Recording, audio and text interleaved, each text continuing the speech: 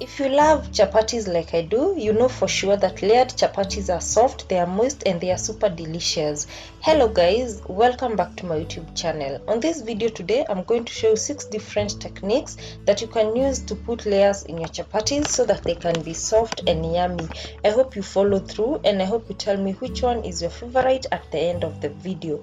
And I'm assuming that everyone here knows how to make soft chapati dough, and if you do not know how to make soft chapati dough, kindly watch my other chapati recipes that I'm going to include in the description box so that you can understand how to make soft chapati dough at home and the different techniques that you can use.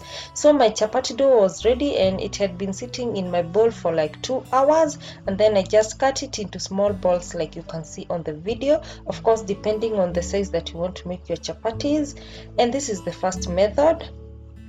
So take the first ball and roll it out, go as far as you can, make it as big as you can. And these are very simple techniques, you guys. I'm sure most of you know several of them or maybe all of them. I'd like to know which one is your favorite.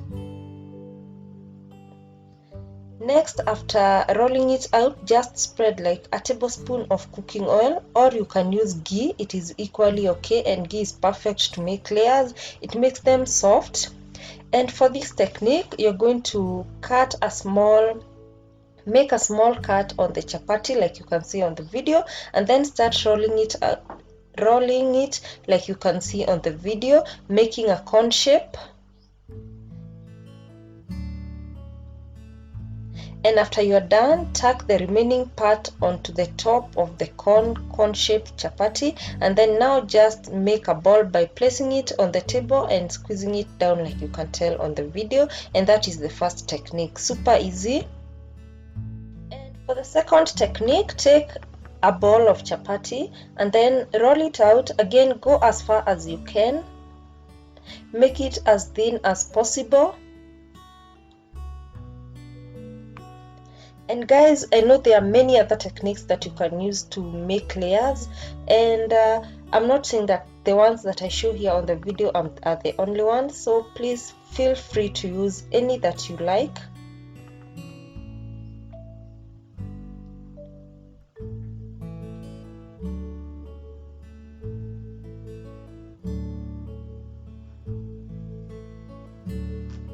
And after rolling up the chapati, again apply some oil on it. And there are some people who like to use melted margarine to make the layers, and it's also fine. I've tried that method and it makes also perfect chapatis. And for this one, we're just going to make little stripes on the chapati like you can tell, not cutting through the chapati, just making little stripes. And I'm using a spoon. Just use a blunt object. You can use a table knife, just something blunt, but a spoon works perfectly okay, and I believe everyone has a spoon in their kitchen. And then just roll the chapati like you can see on the video, just pulling it to make it long. And when you have a perfect chapati dough, it is going to be very easy to make the layers and to even pull the dough through without having to break the chapati. And for this one also, you can see that I rolled it around my finger and then just tuck it like you can see on the video. They are just simple things that anyone can do. And here is the next method. Take another ball and roll it out.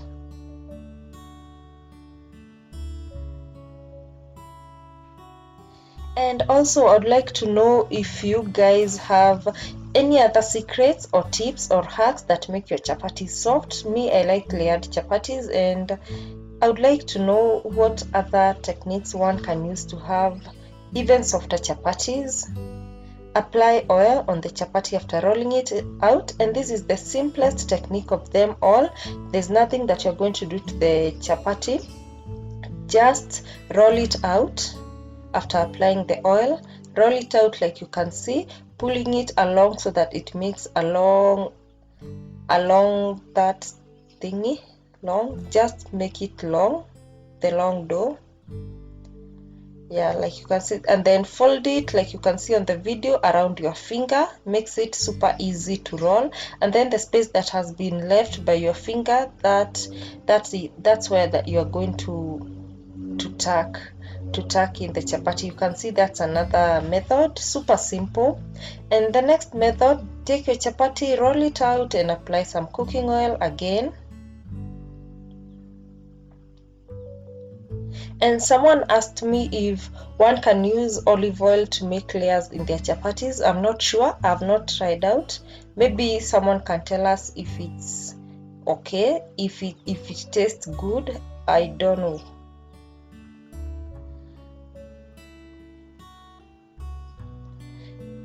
And then apply oil on the chapati and now roll. Like you can see, it's like you're making little pleats on it, like the pleats that we make on our dresses or skirts. Just like that, folding it like that.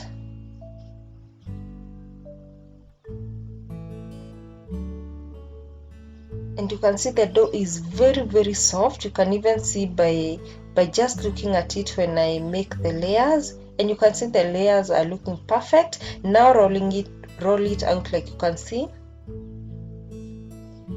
And this technique is perfect to make multi-layered chapatis. You're going to get very defined layers, and this is another method that you're going to use, that you can use, I mean. Take the chapati, roll it out and apply some cooking oil.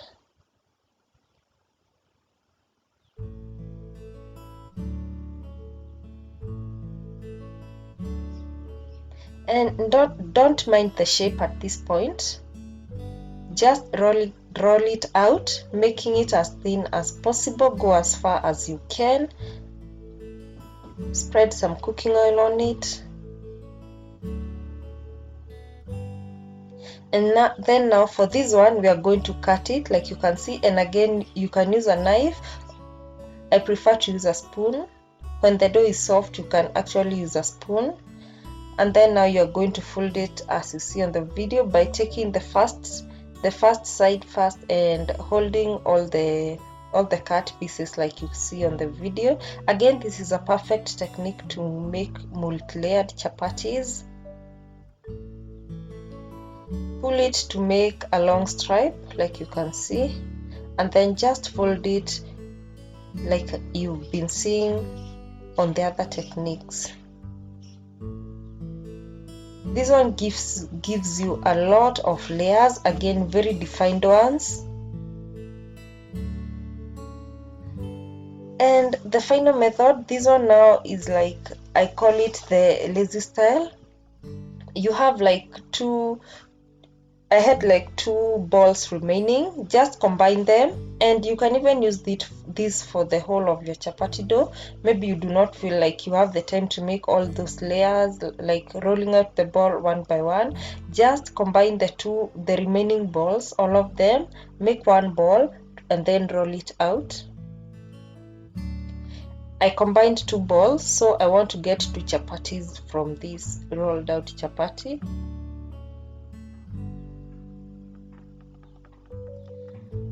Again, pour some cooking oil on it, spread it out.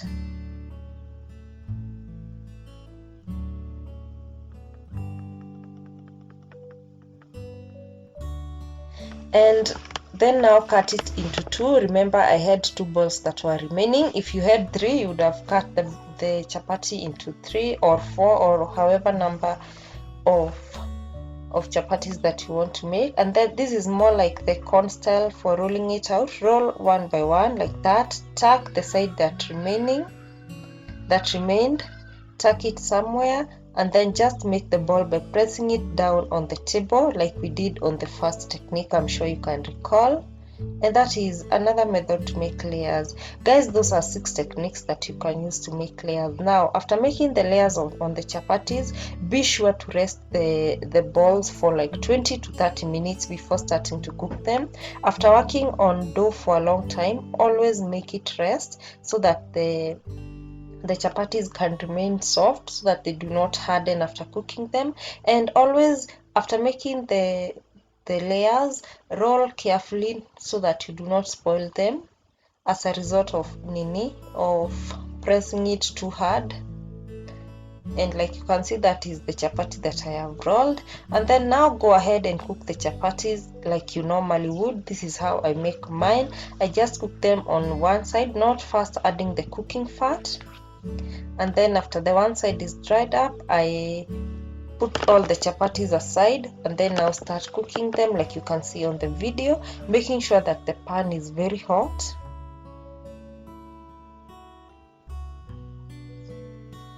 And if the chapati is hot and maybe your fingers are starting to burn, you can use a serviette. It comes in handy, or a kitchen towel, disposable. And once the first side is cooked, now cook on the other side as well.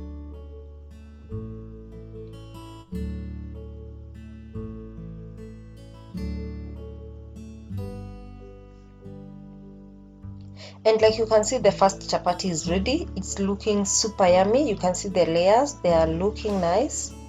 Yeah, and this is the chapatis after I cooked them and cooled them. Already I had eaten a whole chapati by the time I was filming, like me cutting this other chapati. I had already eaten one. I couldn't wait.